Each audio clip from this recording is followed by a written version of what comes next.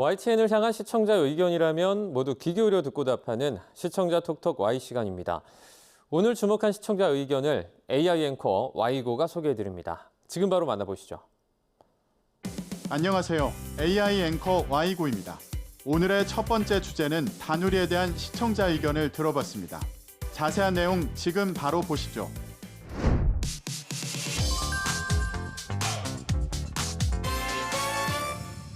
우리나라 최초의 달 탐사선 다누리의 임무 기간이 설계 당시 1년에서 최종 5년으로 연장됐습니다. 2022년 발사했던 다누리가 수명을 늘려 임무 기간이 5년으로 연장되었다는 소식을 알린 리포트가 있었습니다. 동결 궤도에서 다누리는 정확한 달 궤도에 진입한 후 최소한의 엔진 사용으로 궤도를 유지하고 태양 전지로 전력을 공급했습니다. 또 6종의 탑재체를 필요할 때만 선택적으로 가동해 연료와 에너지를 효율적으로 관리했습니다. 궤도 보정도 꼭 필요한 시점에 최소한으로 수행해 연료 소비를 줄였습니다. 다누리가 임무 기간을 1년에서 5년으로 연장할 수 있었던 배경에 대해 친절하게 설명해준 과학 보도였는데요. 다누리의 임무 기간이 연장되었다고 전하면서 내용 중 다누리가 총 6종의 탑재체를 필요할 때만 가동해 연료와 에너지를 효율적으로 관리했다고 하는데 여기서 말하는 6종의 탑재체가 무엇인지 궁금했다는 시청자 의견이 있었습니다.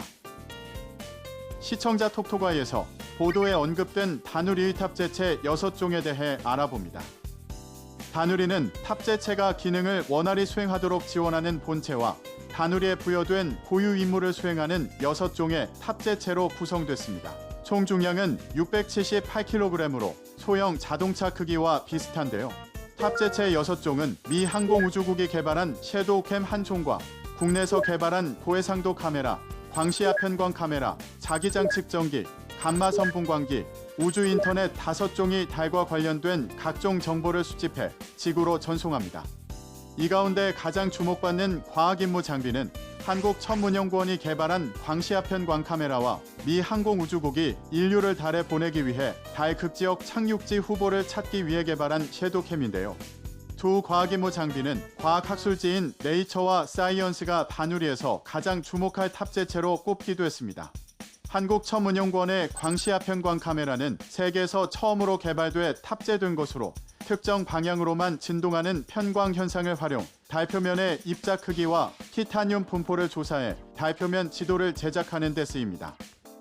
미 항공우주국과 글로벌 협력을 통해 제작한 섀도우캠은 태양빛이 닿지 않아 우리가 볼 수 없었던 달의 음영 지역인 남북극을 촬영하는 고해상도 카메라를 말하는데요. 현재 달의 극지역엔 물이 존재할 것으로 추정하고 있는데 섀도우캠이 직접 관측에 도전하는 것입니다. 다음으로 시청자 톡톡아의 두 번째 주제는 상속세 개편에 대한 시청자 의견을 들어봤습니다.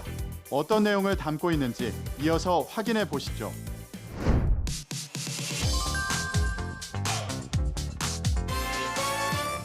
민주당 이재명 대표가 배우자 상속세를 폐지하자는 여당의 제안을 전격 수용하겠다고 밝혔습니다. 배우자 상속세 폐지와 상속세 최고세율 인하 등을 놓고 정치권의 입장을 전한 보도가 있었습니다. 최고세율 인하도 앞서 국민의힘 함께 재산을 일군 배우자 간 상속은 세대 간 부의 이전이 아닌 만큼 완전히 폐지해야 한다며 관련 법안을 당론 추진하겠다 밝혔습니다. 이에 이재명 대표는 아침 회의에서 배우자 상속세 면제는 이혼 시 재산 분할 등을 고려하면 나름의 타당성이 있다며 동의하겠다는 뜻을 내비쳤는데요. 대신 초보자 상속세 감세 같은 조건은 붙이지 말라며 하루라도 빨리 처리할 수 있게 합의된 부분부터 먼저 처리하자고 제안했습니다. 상속세와 관련해 여야가 합의한 부분과 아직 합의되지 못한 부분 등을 각 당의 목소리를 통해 전했는데요.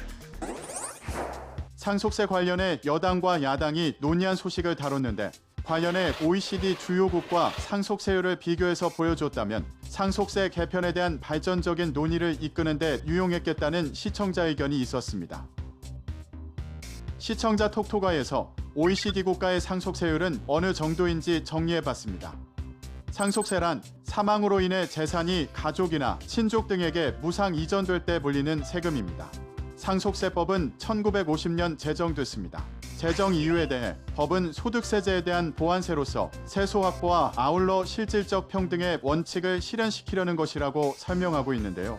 우리나라 상속세율은 1997년 45%에서 2000년에 50%로 오른 뒤 25년간 변화가 없습니다.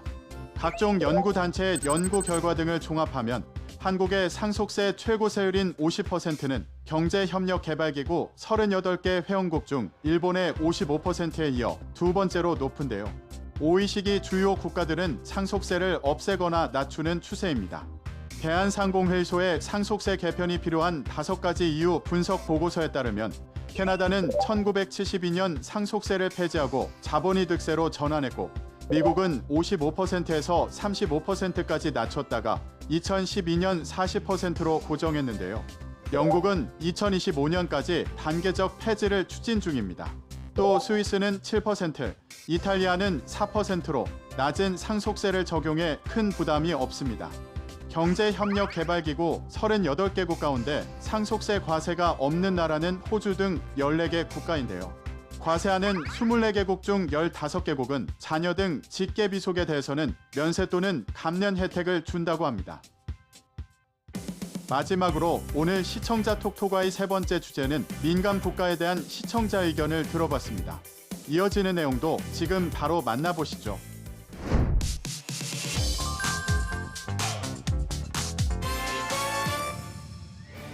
미국 에너지부가 한국을 민감 국가로 지정한 것에 대해 최종 결정은 아니라는 외교부 장관의 말을 전한 보도가 있었습니다. 조 장관은 국회 외교통일위원회 전체 회의에서 주미 한국 대사관과 주한 미국 대사관을 통해 관련 사실을 확인한 결과 아직 확정된 게 아니라고 말했습니다. 또 이와 관련한 한미 간 사전 협의는 없었고 미 에너지부의 답변을 기다리고 있는 상황이라고 덧붙였습니다. 민감 국가 지정을 두고 논란이 된 상황과 함께 민감 국가와 관련한 정보를 간략하게 덧붙인 보도였는데요. 보도에서 언급한 민감 국가란 무엇이며 우리나라가 민감 국가로 지정될 경우 어떤 변화를 겪게 되는지 등에 대한 설명을 덧붙였다면 내용을 이해하는 데 보다 수월했을 것이라는 시청자 의견이 있었습니다. 자세한 내용을 보충하기 위해 시청자 톡톡아이에서 민감 국가에 대해 자세히 알아봅니다. 미국 에너지부 홈페이지에 따르면 민감 국가는 정책적 이유로 특별한 고려가 필요한 국가입니다. 국가안보, 핵 비확산, 지역 불안정, 경제안보 위협, 테러 지원을 이유로 특정 국가를 민감 국가 리스트에 포함할 수 있는데요. 명단에는 북한과 중국, 러시아, 이란, 시리아 등 미국의 적대국이 대거 포함되어 있습니다. 이 중 북한과 이란 등은 아예 테러 지원 국가로 명시되어 있는데요. 이스라엘과 인도 등 미국의 우방도 리스트에 포함되어 있지만 이들 국가는 사실상 핵보유국인 점을 고려해야 합니다. 한국은 가장 낮은 단계인 기타 지정국가로 포함된 것으로 알려졌는데요. 이스라엘, 대만 등과 같은 수준으로 관리되는 겁니다. 민감 국가로 지정될 경우 미치는 영향으로는 원자력 등 미국 안보에 관련된 첨단 기술 공유가 어려워집니다. 민감 국가의 연구원은 미국 에너지부 직원과 면담을 하려면 45일 전에 미리 신고를 해야 하는 등 절차가 복잡해지는데요. 현재 우리 정부 출연 연구기관들이 미국과 맺어놓은 업무 협약만 67개입니다.